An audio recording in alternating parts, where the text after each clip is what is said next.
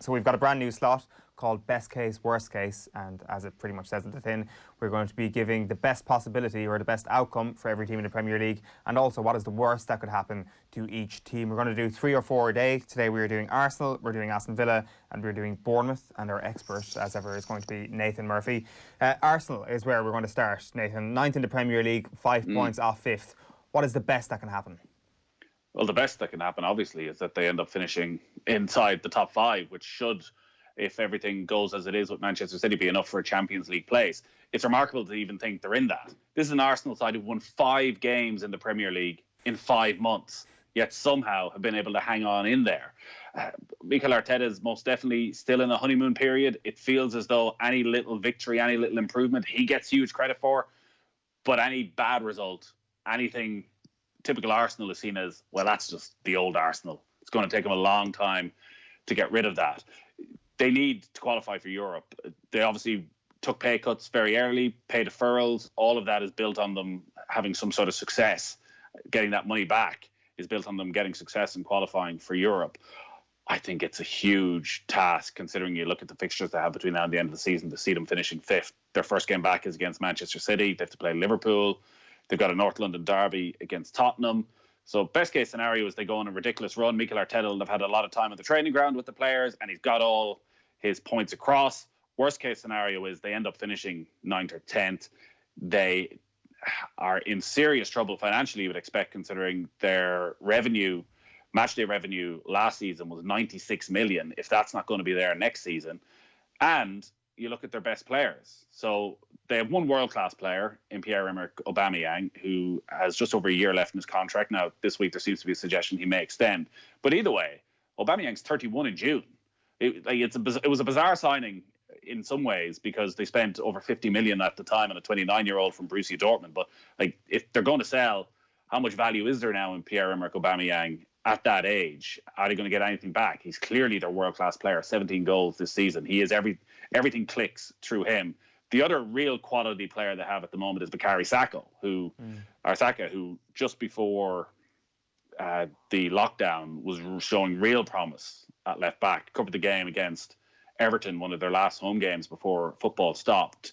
And when he got on the ball, Arsenal just looked a totally different side. But again, he's got just over a year left in his contract. So it's just it's the same old story from an Arsenal point of view.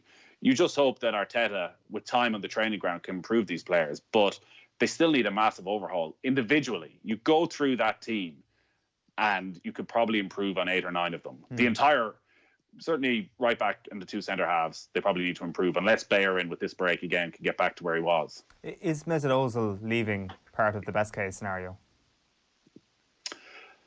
Possibly, but you never hear much against Mesut Ozil from the other players. True. And again, so it will save them money on wages, considering he's on a colossal wage at the club. But it's not like they're probably going to be able to reinvest that money. As you say, if they're looking at free transfers and potential loan deals, are you looking at Mesut Ozil going, well, from Mikel Arteta's point of view, and it may be out of his hands, well, if I let this guy go, am I going to be able to get anyone to replace him? Maybe I'm better off just having him here. There are still flashes. There are still times when he does look like the genius we thought he was going to be, while generally he frustrates. But that will be a decision a lot of managers will probably face of, all right, I can let this player go, I can sell this player, I can move him on, but am I going to be given any funds at all to replace him with a player of anywhere near similar quality? And you think that because of the fact that there will be little to no matchday revenue, that the answer to that question is a very firm no from Arsenal's perspective? I don't think so. I'd be shocked. It would go against everything we know of Arsenal if now was the time they were to start spending big. Unless Mikel Arteta was given all sorts of assurances when he took over, and somehow they remain in place, that they would invest and he would get the money. But there have been signs of improvement. Unquestionably, defensively, they've been a bit more organised. But I just think individually throughout that team, even in the middle of midfield, like Granit Xhaka, I don't think he's ever going to win back the Arsenal supporters. Torreira and Guendouzi are 2 very good young players, one of whom you would hope would develop into a true quality player, but they need somebody beside them. They need somebody to bring them along and show them the ropes, and that hasn't been there so far. And Torreira has been furthering his ambition to play for Boca Juniors and wants out of the club, and he was linked with AC Milan last year. like the worst case scenario here is not just Arsenal failing to qualify for Champions League or failing to qualify for Europe, because let's not forget they're in 9th position at the moment. It is the legacy of what that brings and just the exodus from the club. And it kind of is a drip feed, Nathan, isn't it? It's not necessarily the first season you're out of the Champions League, as Arsenal discovered. You can hold on to a few stars. It's when you're out of the Champions League for 4 or 5 seasons and you get known as a non-Champions League club, which Arsenal are on the periphery of now. They really are on the outside looking in when it comes to the elite competition in Europe. Yeah, well, I remember Rory Smith wrote an interesting article on this last year about the perception of what's a Champions League club and what's not when it comes to attracting players. So where Liverpool have managed to change it now over the last few years and would very much be seen as a club you can go to and be guaranteed to play Champions League football, Arsenal, Manchester United, Tottenham aren't. So, and it's hard to see Arsenal getting back into that mix anytime soon. The worst case scenario doesn't really bear thinking about from an Arsenal point of view, because you say massive collapse in revenue. If they were to lose Aubameyang, again, lose 2 or 3 more players and not to be in a position to replace them, it will be a long, long way back, because Chelsea, as we've seen, are improving. Liverpool aren't going to go away. Manchester United, it seems, are going to spend despite all of this as well. So Arsenal are reliant, it seems, on Mikel Arteta becoming a managerial genius. And if that doesn't happen, what else have they? Let's move on to Aston Villa. They are in 19th position, 2 points from safety. What is the best case scenario for Villa? Well, survival is the best case scenario. 2 points from safety. How likely is that? They do have a game in hand. Give us percentage points here on the relegation likelihood. I just don't think, everything I've seen of Villa this season, I don't think they have the quality to stay up. I don't think they have enough good attacking players to stay up. They are going to be the beneficiaries of the break with players returning from injury, as a lot are. And there's some interesting Premier League meetings happening over the course of this week as well about what happens if there is a second spike, and what happens if football needs to be stalled again. What happens if they don't get to finish this season in terms of is there relegation?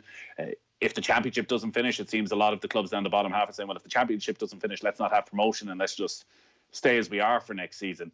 But the one thing that's clear when you start looking into it, there's going to be an unfairness no matter what happens. I'd imagine clubs are going to have to agree, if the season does finish, that they don't take any legal action, because there were so many players who should have missed the rest of the season who are now back and available. Like, you look at Aston Villa, someone like John McGinn, crucial player for them in the middle of midfield, should now be back for the rest of the season. Tom Heaton, Wesley, even though he hasn't done a huge amount so far, if he's the player who goes and scores 6 goals in the last 9 games, that might be enough to keep Aston Villa up. Is that not, Nathan, is that not just the case of there being no football, that there will always be a good bill of health when there is no football? A lot of those injuries are actually just wear and tear or pulling up in the middle of games. Like, I get the long-term injury thing, but is that not just, can you really take legal action on that front? If you're losing a guaranteed revenue of 120 million a year, I'd say you're going to explore every possible avenue. I think there'll be a lot of what ifs come the end of this season. If this hadn't happened, if that hadn't happened, because there are so many. The obvious one would be Tottenham with Harry Kane and Heung-min Son suddenly coming back into the mix for the remainder of the season, having been in all likelihood going to miss it. But from Villa's point of view, listen, if they can survive, it'll be a massive achievement. Is it going to be enough? The big question of, would it be enough to keep Jack Grealish? Maybe Villa are the beneficiaries of straightened wallets and tightened wallets that actually Manchester United can't go and afford to buy him right now, that they don't have to sell. So, but if they go down, there's no question Grealish is gone. The question now is, if they stay up, can they keep him? Yeah, certainly highly unlikely in March. The worst case scenario is better chance now. It's fairly obvious that they go down and they lose Grealish. It's a double whammy that is definitely going to happen. So what is the chance of him staying if they stay up? Like, automatically they don't need to sell for as high a fee, and as you say, in the current climate, it could be something that deters a Manchester United.